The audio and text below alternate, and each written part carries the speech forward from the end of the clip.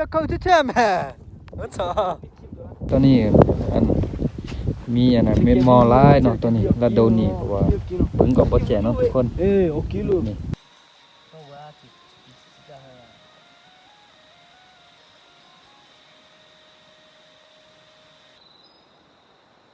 สบายดีต่อเสาเด้อเนาะตอนนี้เขาก็ออกมาจากทุกคนคือนี่เขาก็สิมาแตกกินตัวนี้เนาะตัวเหาะมันยังก็บ่ได้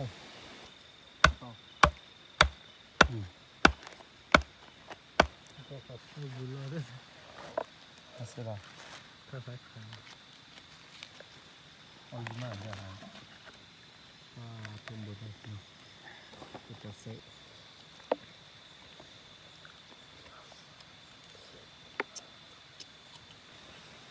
หลังเข้าไว้นะมีบนน้องเขากับตัวนี้แหละนี่แหละทำแบบนี้ครับไม่ได้ต้องไปเอาสิเลยเขาเลยเขาให้มาดีกว่าที่น้องไม่ได้เดียวน้องจะโกงมั้งด้วยเจ้าก็มาดีกว่าจิ้งหอยดีกว่าจิ้งหอยแล้วก็จะได้ดีมาดีกว่าแค่นี้เขาจะไป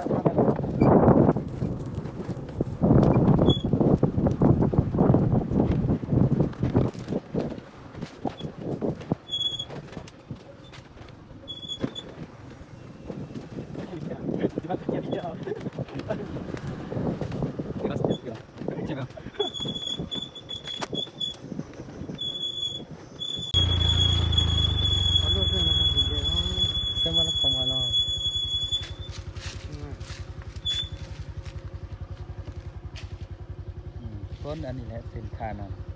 มาที่อาคารนี่เนาะ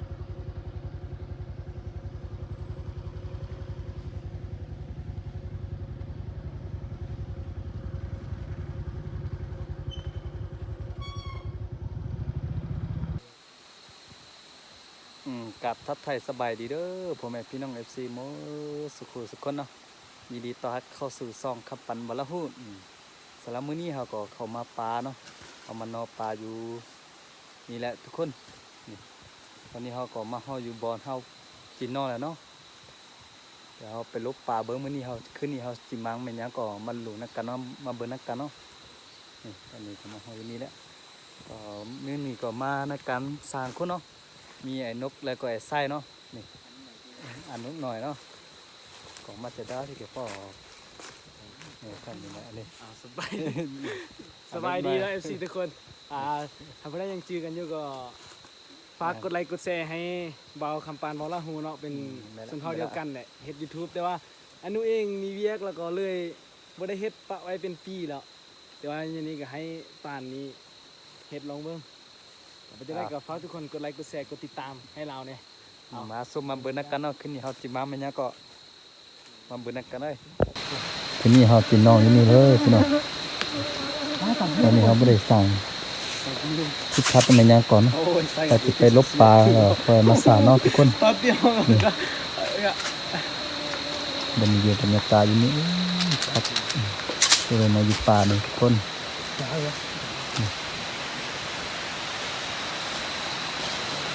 เวลาเราไปเฝ้าขัดเช่นเลยมากู้แลเล่าอีกยาพัดแต่ก็บดตัวมาว่าใช่아메아 하피 코가 하위 그야 카바 폴루 가서위 사하도 해라 사하 코팅 막강라 옆에 아투가네 마가네 장어만 듣고래 ตอนนี้เฮาก็ไปลบปลากลับมาเนาะแล้วก็เฮาบ่ได้สิเหาะมันยังบ่ได้เนาะก็เลยเอามาใส่กดใส่เขียดกินนั่นนี่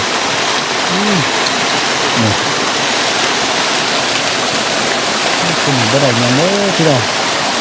ประมาณนั้นคุณก็เลยเอามาใส่เขียดมาใส่กดเขียดกินเนาะนี่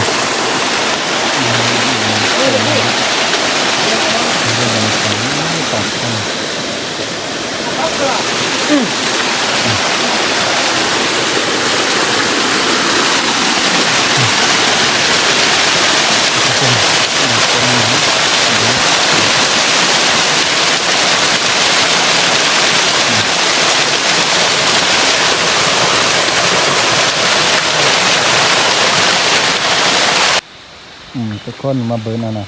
เขาสั่นทิศทัศน์ไว้นะสองขั้นเนาะคือว่าตอนดึกเนาะอย่างนี้คุณตกนี่พี่น้องนี่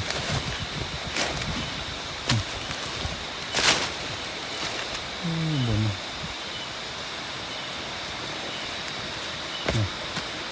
อันไหนต้องมากินนอนแล้วกินพอเนี้ยก็บ่ได้ น้ำแทนน้ำ โอ้ยโอ้ใช่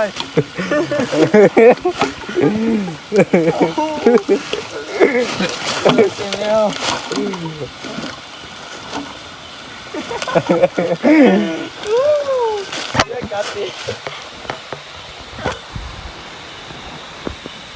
ทุกคน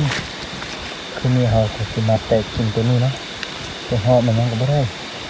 คือมาติดกินมันตะกดตัวนี้เนาะโอ้ยตัวนี้เขามาล้างเนาะมาเอาขี้ออกนะฮะสิล้างกิโลขึ้นตัวหอมันยังก็ไม่ได้เลยเดี๋ยวมาถามเบอร์นักกันเนาะมันกี่แซ่บดีบ่ทุกคนงั้นไปเป้าขอเบอร์มาเถอะตอบลงอยู่แล้วหลังจากเราจะตอบลงแล้ว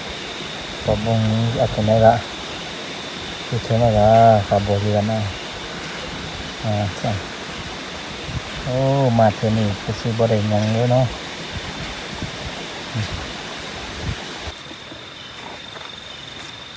มันก็เอาดึกยังไง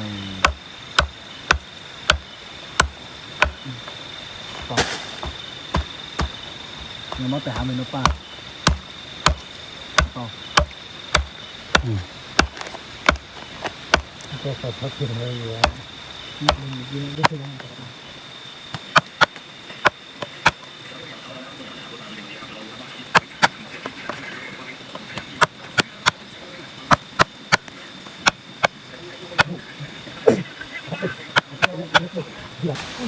เห็นบนน้องเขาก็เดี๋ยวนี้แหละธรรมดาเอานะวันนี้ใบตองกุยกันไปเอาเงี้ยร้ายอะไรเห็ดเงี้ยเอาเข้ามาโค้งชั้นนั่นแหละหรอเข้ามาไม่ได้ชั้นเข้ามาไม่มีมาโอ้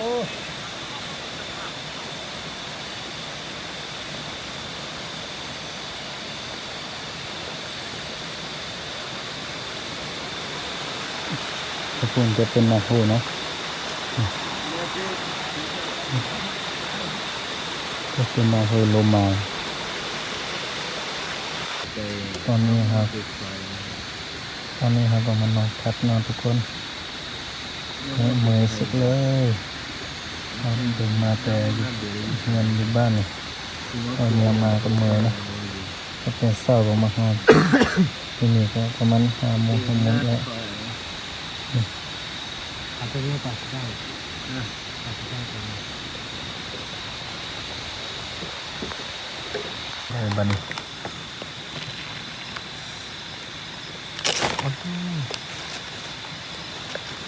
เอาอีมาเดี๋ยวหาเป็นบทนี้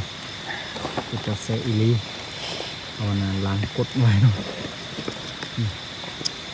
เอาเลยของน้าเอาของชีวิตเลยอัพพิชเชอร์เขาล้านแน่นี่เขาอยู่ไหนนู่นอ๋อนี่ก็ไม่น่ะอ๋อนี่อะไรเรืออะไรก็ไม่ได้เรือจับนี่แหละก็จับไปครับ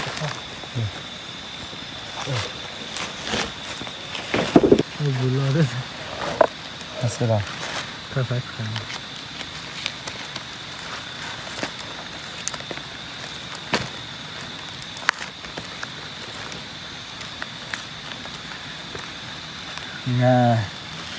ยามาจีมาอยู่แต่อามิตินีหอนอยู่ไกลงาปางไงให้แกพูดเจอะไรอาจารย์เนาะไอ้ที่มาอยู่ไกลดูสวยมากโมเลยไหมยามาจีถ้าอยู่ไกลไหมเขาอยากยามาจี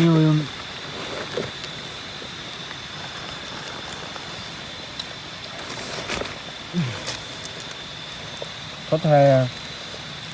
อะไร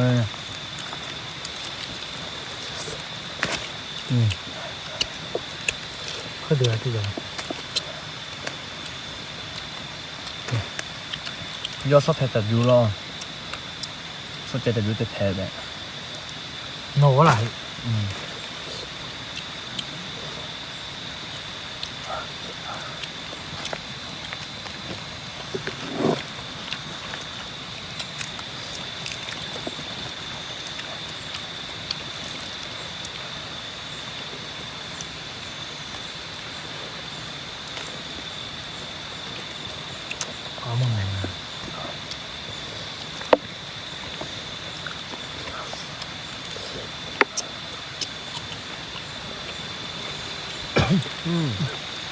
ครับได้ทุกคน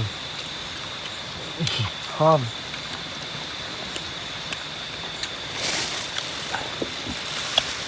จับบุษบแล้วใช่ปะติดเชื้อมาฟ้าโบย เขานำกันทุกคนบ่ได้ย่างแรงนี่ ปลาพักกุดดง เลยแต่เคียดกบเคียดห้อยอ่ะนี่แซ่บเลยคือกบบานเลยแซ่บกว่ากบอยู่บางอ่ะ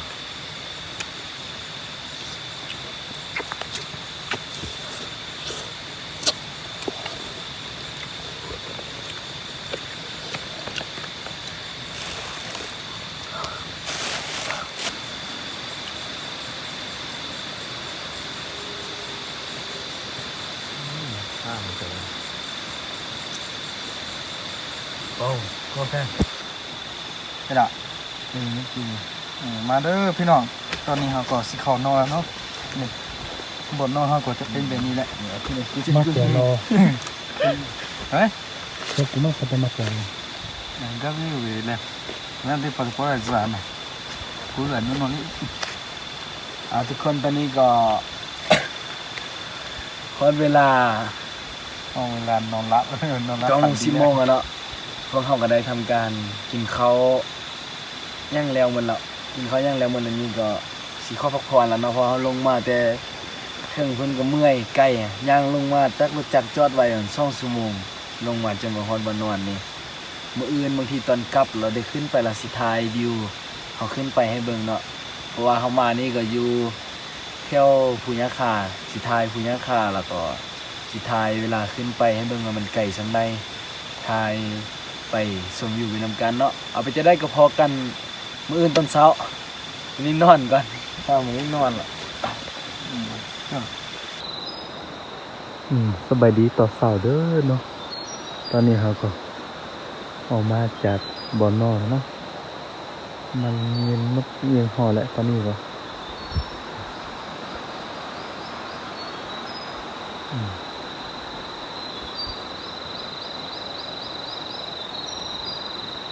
ตอนนี้ก็เปลี่ยนกันเนาะทุกคนเดี๋ยวเราไปเลาะเบิร์นนู่นได้ยินแต่ห้องร้อนเนาะ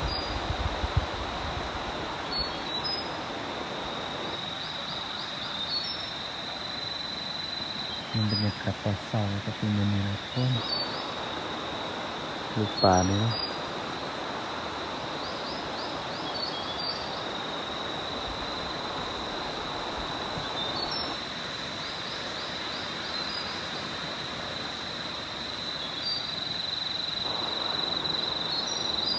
กวาดขาแล้วก็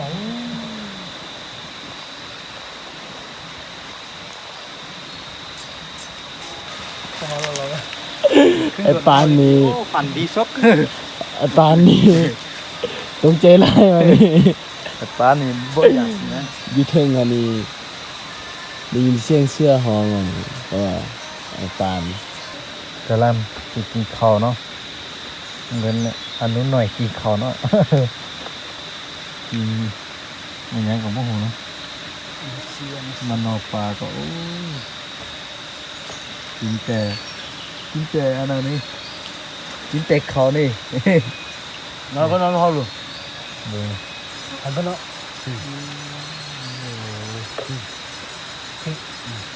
พี่น้อง ครับว่าเต็ง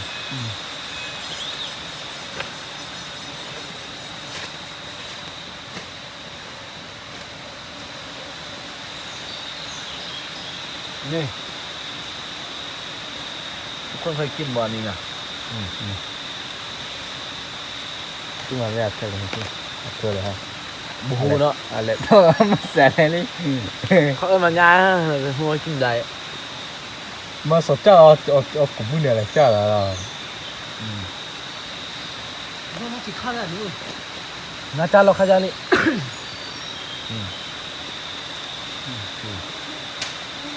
เขากินหัวมันเนาะ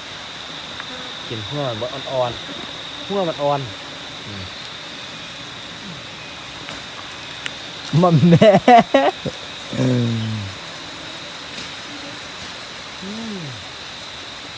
ได้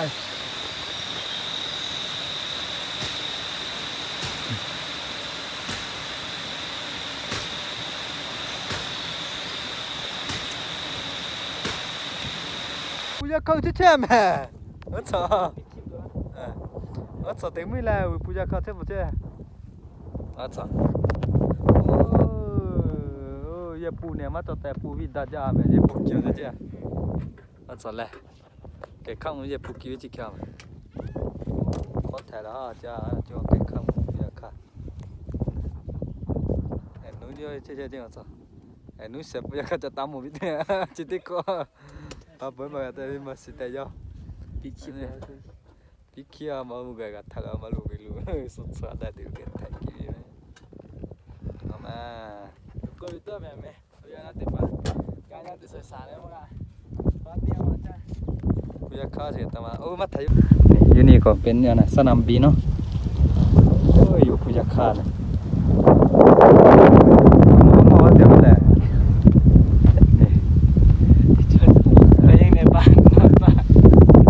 นี่ได้ยังเด้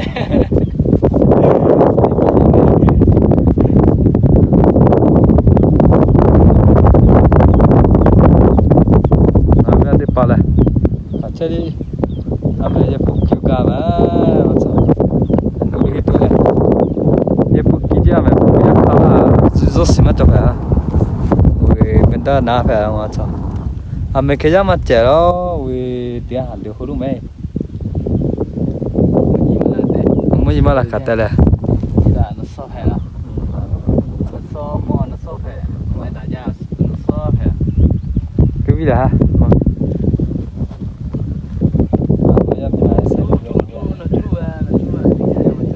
nó hay mong nó thì hà hà Thì nó đi chơi phòng một xíu đi chơi phòng một xíu mong lúc mà tôi nó cho nó saiนี่วิวก่อน mong lo งานตอนนี้อันมีอันนั้นเม็ดมอลายเนาะตอนนี้ระโดนี่เพราะว่าเพิ่งก็บ่แจเนาะทุกคน โอเคลูก นี่ พ่อแม่ล่ะแม่พ่อแม่ จักสิ นี่มันจุดที่บ้าพ่อล่ะเอาไว้กายก่อนชินาลูเบเบ้ อ่ะtu sai no ala to ko ali na tiba ali ma kon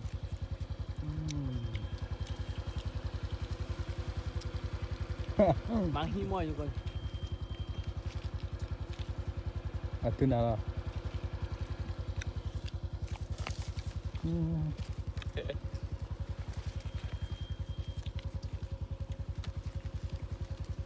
Puja kau we supu maja ha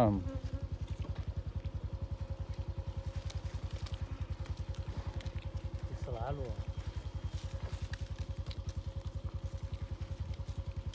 ไปสักอย่าไปก่อนให้มันไปสิก่อน เจ้าคลิปนี้ก็มีแต่สันนี่แหละพี่น้องลาท่านผู้ชมไปก่อนอย่าลืมฝากกดไลค์กดติดตามเด้อพี่น้องอย่าลืมกดไลค์กดแชร์กดติดตามเด้อเนาะเพื่อเป็นกำลังใจคลิปต่อๆไปเนาะ